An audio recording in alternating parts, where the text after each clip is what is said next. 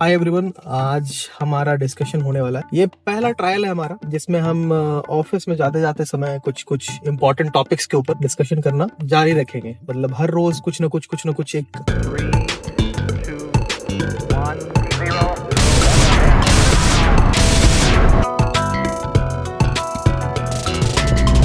नए टॉपिक के ऊपर। तो अभी का जो हॉट टॉपिक है वो है इलेक्शन, इंडिया का इलेक्शन। और इंडिया के इलेक्शन में एक चीज है कि बीजेपी वर्सेस कोई दूसरा नहीं है, कांग्रेस नहीं है, ये नहीं है। एक्चुअली में मोदी वर्सेस बाकी चीजें हैं, क्योंकि 10 सालों में मोदी जी ने काम अच्छा किया है, खराब किया है, क्या किया है, जो भी किया है, लेकिन इन्फ्लुएंस उनका कुछ ज्यादा ही है।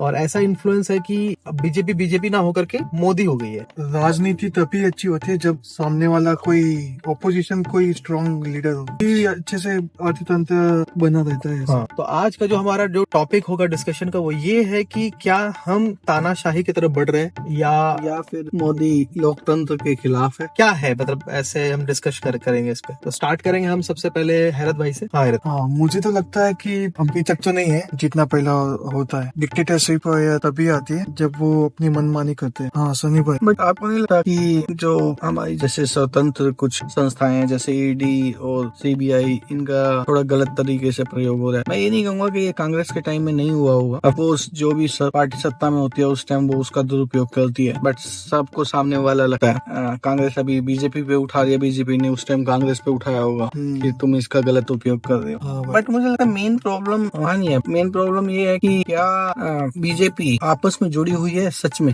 आई मीन टू से, अगर हम ये बात कहते हैं कि नरेंद्र मोदी तानाशाह के खिलाफ नहीं बढ़ रहे, क्या एक पार्टी का नाम एक नेता के नाम पे होना चाहिए, जैसे कि अभी विजेंद्र ने भी पॉइंट आउट किया। मुझे लगता है ये गलत। एक पार्टी पूरी अपने आप में पूरक होनी चाहिए, ना कि एक आदमी उस पार्टी का वो। हाँ वो भी है, जैसे गवर्नमेंट की सारी स्कीम्स में उसका ही नाम है, उसके ही फोटोज है, वो सब है। मुझे लगता है इंडिया एक डेमोक्रेटिक कंट्री है और वो हमेशा रहेगी, तानाशाही की तरफ कभी नहीं बढ़ेगी। India democratic country Indira Gandhi के समय भी थी। इंदिरा गांधी के समय में क्या हुआ था ना, ऐसा इंप्रेशन बनाया गया था वर्ल्ड पे कि Indira is India, India is Indira. जैसे कि अभी नरेंद्र मोदी जी के टाइम पे हो रहा है, Modi is India, India is Modi. मतलब एक तरह से एक्चुअली इंदिरा को भी एज ए तानाशाह मानते थे लोग, वो हिटलर लेडी थी एक तरह से, वो बोलते थे। लेकिन तुम्हें नहीं लगता कि एक्चुअल डेवलपमेंट के लिए रियल तानाशाही जरूरत है? This is again debatable, because कई जगह ये हुआ है और वो देश काफी विकसित भी हुए हैं। तानाशाह is different, kingship is different. यार बारीक सी लाइन है, कैसे उसको मेंटेन करोगे, वो प्रॉब्लम सेट हो जाता है। देखो, अगर वो ही किंग देश के लिए समाज के लिए सही है तो वो किंगशिप कहते हैं उसको, है ना।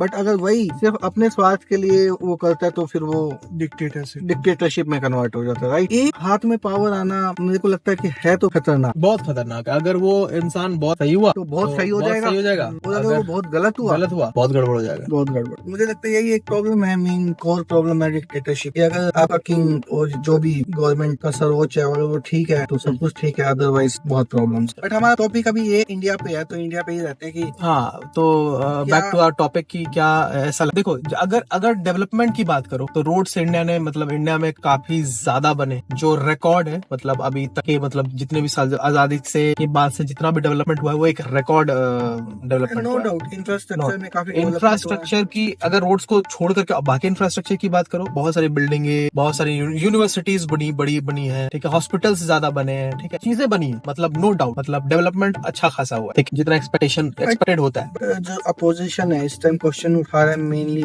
महंगाई पर। महंगाई तो इन्फ्लुएंस हमेशा रहेगी ना, मतलब चीजें तो हमेशा बढ़ती ही जाएंगी, कभी कम नहीं होंगी। और हमारा जो कंट्री है वो ऐसा कंट्री है जो कि इम्पोर्ट पे डिपेंडेंट है, ना कि एक्सपोर्ट ज्यादा कर रहा है। तो अगर हम महंग उस तरीके से नहीं बढ़ाएंगे चीजें, इन्फ्लेशन नहीं बढ़ेगा और चीजें वैसे नहीं बढ़ेंगी, तो हम एक्सपोर्ट उस तरीके से कर नहीं पाएंगे। करेक्ट, मैं वही कह रहा हूँ। उन्होंने बहुत कोशिश की, करंट गवर्नमेंट ने भी, कि मेक इन इंडिया। कांग्रेस ने भी कोशिश की थी अपने टाइम में कि हम इंडिया से एक्सपोर्ट करना स्टार्ट करें, उस टाइम उतना नहीं हो पाया। आज हम थोड़ा बहुत एक्सपोर्ट करने लगे। इवन देन आप रक्षा सौदों पे भी बातें सुन रहे होगे, हमने फिलीपींस को ब्रह्मोस भेजी, अभी भी उनके साथ हमारा इंटीग्रेशन चल रहा है, ब्रह्मोस के साथ इंटीग्रेशन होगा उनके फाइटर जेट का, ठीक है। तो थिंग्स आर गोइंग ऑन। और सबसे बड़ा जो वो मानते हैं ना किसी भी देश का, वो होता है आर्म्स। अगर वो आर्म्स एक्सपोर्ट करने लगता है ना तो बहुत फर्क आता है बाकी चीजों के अकॉर्डिंग। कभी अगर तुम देखो ना, दुनिया की सबसे बड़ी कंट्रीज सबसे ज्यादा जो वो डालती हैं वो आर्म्स पे डालती है। रशिया देख लो, यूएस देख लो, चाइना देख लो। चाइना जापान को बेच रहा है और बाकी दुनिया को भी बेचता है। इवन देन यूएस को बेचता है आर्म्स के इक्विपमेंट, ठीक है।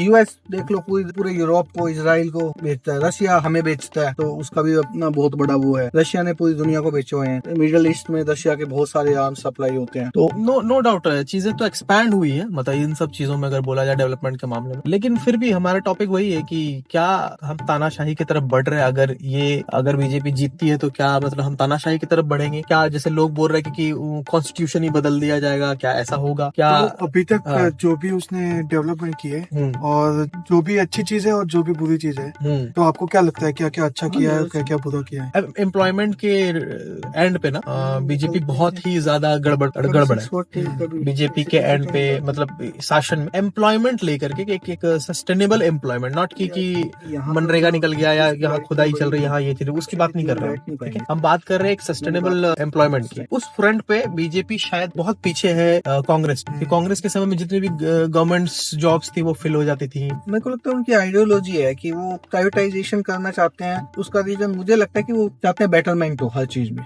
उनको लगता है कि प्राइवेटाइजेशन से बेटर होती है चीजें। अब मुझे नहीं पता वो आइडियोलॉजी ठीक है या गलत है, क्योंकि मैं उतने लेवल पे नहीं सोच सकता। बट मुझे लगता है कि फिर भी गवर्नमेंट होना चाहिए, गवर्नमेंट जॉब्स होनी चाहिए, गवर्नमेंट का अधिकार होना चाहिए कुछ चीजों पर। उसको प्राइवेटाइजेशन नहीं करना चाहिए। पूरी दुनिया ऐसे करती है, कुछ चीजें गवर्नमेंट खुद चलाती है, कुछ चीजें प्राइवेटाइजेशन करती है। अब मैंने सुना है कि रेलवे में भी बहुत ज्यादा प्राइवेटाइजेशन हुआ। क्या चीज हुई रेलवे में प्राइवेट? मतलब बाकी जो कॉन्ट्रैक्ट्स कॉन्ट्रैक्ट्स तो ऑब्वियसली प्राइवेटाइजेशन होगा ना। अब जैसे कि अब रेलवे स्टेशन है, वहाँ के जो भी कॉन्ट्रैक्ट्स हैं वेंडर्स के या फिर उसके ऊपर होटल बनाने का, तो वो तो प्राइवेट ही करेगा ना। बट ये कहोगे कि नहीं यार, ड्राइवर जो मतलब लोको पायलट होते हैं या टीटी होता है, वो सब एक प्राइवेट ऑर्गेनाइजेशन को दे दिया जाए तो फिर वो वहाँ पर गड़बड़ होगा। ऐसा नहीं हुआ है, ऐसा किया नहीं है। Privatisation is a partial thing कि जो कॉन्ट्रैक्ट्स हैं, बाकी जो वेंडर्स के स्टेशन पे जो भी चीजें होती है ना, उसका यूटिलाइजेशन प्राइवेट को दिया गया है, जो कि एक सही चीज है मेरे ख्याल से। तो फिर आपका क्या विचार? आपके एरिया में क्या क्या चीजें हुई? आप एरिया की बात करो।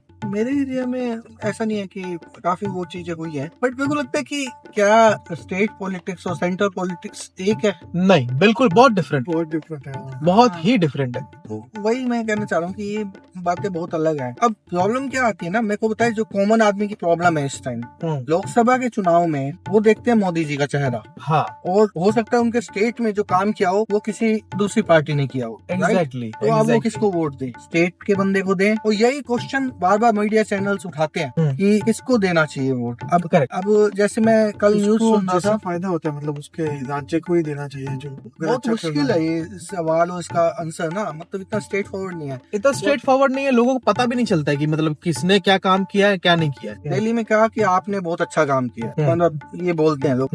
ऑल्दो सबकी अपनी अपनी राय हो सकती है। मुझे लगता है प्रॉब्लम उसके हो सकता है उसने अच्छा काम किया हो, बट उसने फ्री में बहुत सारी चीजें दी। और मेरे को लगता है फ्री की राजनीति हमेशा एक लोकतंत्र के लिए और देश के लिए खतरा है। बहुत खराब है, बहुत खतरनाक है। वो आज तुम कर सकते हो, कल तुम कर सकते हो, बट उसके बाद वो तुम्हारे लिए नासूर बन जाएगी। बिल्कुल बिल्कुल। और हम लोगों को आदत दिला रहे फ्री में चीजें, ये खराब है। मतलब लोग कंपैरिजन करने लग जाते हैं अपने आप को यूएस के साथ, यूरोप के साथ, बट वो कंपेरेबल नहीं है। वो लोग यूएस यूरोप में तो यार टैक्सेस भी तो इतने ज्यादा दे रहे हैं ना। टैक्सेस भी है इतने ज्यादा। सेकंड चीज ये है कि वो रिसोर्स रिच कंट्रीज है, रिसोर्स रिच कंट्री है ऑब्वियसली। और हमसे आजादी में कम से कम 200 साल पहले आजाद हुई है। और यूरोप का तो देखो, कुछ तो उनके देश इवन वो ही नहीं हुए थे।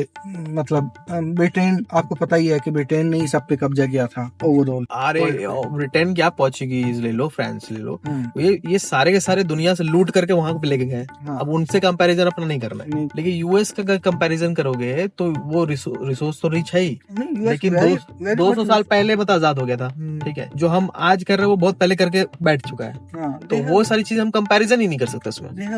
सो मच रिसोर्सेज, हमें अभी वहां आने में टाइम लगेगा, चाहे हम थर्ड या फोर्थ इकोनॉमी कहें अपने आप को, या क्योंकि एक मेच्योरिटी भी एक चीज होती है ना, मेच्योर होने में चीजों को टाइम लगता है। मुझे लगता है फ्री की राजनीति नहीं करनी चाहिए, कहीं नहीं करनी चाहिए। ठीक है, उसके मैं खिलाफ हूँ। ये केजरीवाल बोलते हैं फ्री में इलेक्ट्रिसिटी देंगे, फ्री में पानी देंगे, फ्री में शिक्षा देंगे, बल्कि उसके पास वो इस बात का आंसर नहीं करता। तो कभी भी उससे एक दो बार पूछा गया कि तुम पैसा कहाँ से लाओ, फिर वो सेंट्रल से मांगेगा, ठीक है। और सेंट्रल नहीं देगा तो वो मोदी को गाली। और फिर हम मतलब टैक्स टैक्सेस वही है जो कि आप हम लोग सामान खरीद रहे हैं या फिर इनकम टैक्स भर रहे हैं या फिर रोड टैक्स दे रहे हैं, वही पैसे हैं उधर जा रहे हैं। बस यही गड़बड़ है, गड़बड़ यहीं पे आता है। ठीक है, क्या चीजें फ्री होनी चाहिए? एजुकेशन फ्री होना चाहिए, इस पे मैं एग्री करता हूँ। Education, हाँ। ठीक है, क्या चीजें फ्री होनी चाहिए इसके, और एडिशनल में मेडिकल फ्री होना चाहिए, इस पे मैं एग्री करता हूँ। लेकिन बाकी चीजें नहीं होनी, नहीं होनी चाहिए। ना ट्रांसपोर्टेशन, ना ट्रांसपोर्टेशन, ना ही कुछ इलेक्ट्रिसिटी, ना पानी, कुछ भी फ्री नहीं होना चाहिए। क्योंकि फ्री होता है तो फिर आदमी बेतहाशा तरीके से यूज करने लगता है, और हाँ मतलब वो फिर सही नहीं है।